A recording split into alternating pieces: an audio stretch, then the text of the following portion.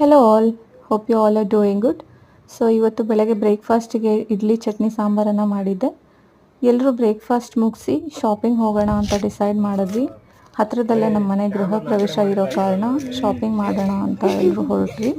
So last year ನಾವು ಸೈಟನ್ನು purchase ಮಾಡಿ within 1 month we started constructing our house. So ಇನ್ನೇನು ಹತ್ತಿರದಲ್ಲೇ ಗೃಹ ಪ್ರವೇಶ ಇರೋ ಕಾರಣ ನಮ್ಮ ಮನೆ ಹತ್ತಿರ ಇರೋ ಡ್ರೆಸ್ ಸರ್ಕಲ್ ಶಾಪಿಂಗ್ ಮಾಲ್ಗೆ ನಾವು ಹೊರಟ್ವಿ.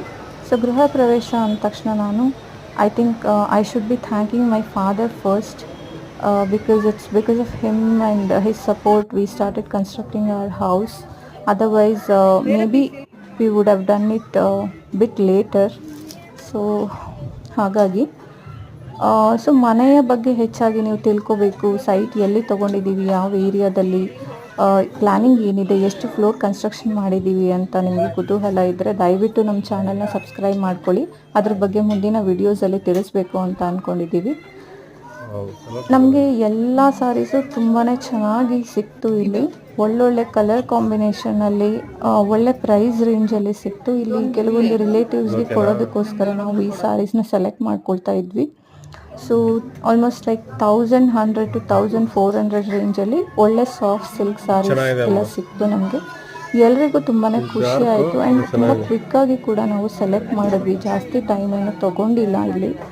ಸೊ ಹಾಗಾಗಿ ಅಷ್ಟೊತ್ತಿಗೆ ನನ್ನ ಮಗಳಿಗೆ ಆಲ್ರೆಡಿ ಸುಸ್ತಾಗಿ ಕೂತಿದ್ಲು ಒಂದು ಕಡೆ. ಇಲ್ಲಿ ನಾವು ಸೇಲ್ಸಲ್ಲಿರೋ ಸ್ಯಾರೀಸ್ನ ನೋಡ್ತಾ ಇದ್ವಿ, ಚೆನ್ನಾಗಿದ್ರೆ ತೊಗೊಳ್ಳೋಣ ಅಂತೇಳಿ. ಯಾವುದು ಅಷ್ಟಾಗಿ ಇಷ್ಟ ಆಗಿಲ್ಲ ನಮಗೆ, ಸೊ ತಗೊಂಡಿಲ್ಲ ಅಲ್ಲಿ. ಸೊ ನೆಕ್ಸ್ಟ್ ನಾವು ಸಿಲ್ಕ್ ಸ್ಯಾರಿ ಸೆಕ್ಷನ್ಗೆ ಬಂದ್ವಿ. ಸೊ ಇಲ್ಲಿ ನನಗೆ, ಅಮ್ಮಂಗೆ ಹಾಗೆ ನಮ್ಮ ಅತ್ತೆಗೆ ತೊಗೊಂಡ್ವಿ ಇಲ್ಲಿ. ಸೊ ಇಲ್ಲೂ ಕೂಡ ಅಷ್ಟೇ ನಾವು ಜಾಸ್ತಿ ಟೈಮನ್ನು ತೊಗೊಂಡಿಲ್ಲ. ನಾನಂತೂ like within few minutes I selected my sorry. So ಎಲ್ಲ ತುಂಬ ಕ್ವಿಕ್ಕಾಗಿ ಆಯಿತು ಸೆಲೆಕ್ಷನ್ಸ್ ಎಲ್ಲ.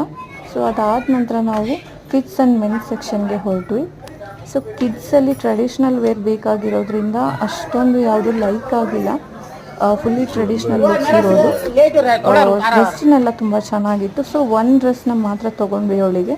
ಅದಾದಮೇಲೆ ನನ್ನ ಹಸ್ಬೆಂಡ್ ಕೂಡ ತುಂಬ ಕ್ವಿಕ್ಕಾಗಿ ಅವ್ರು ಪರ್ಚೇಸ್ ಮಾಡಿಕೊಂಡ್ರು.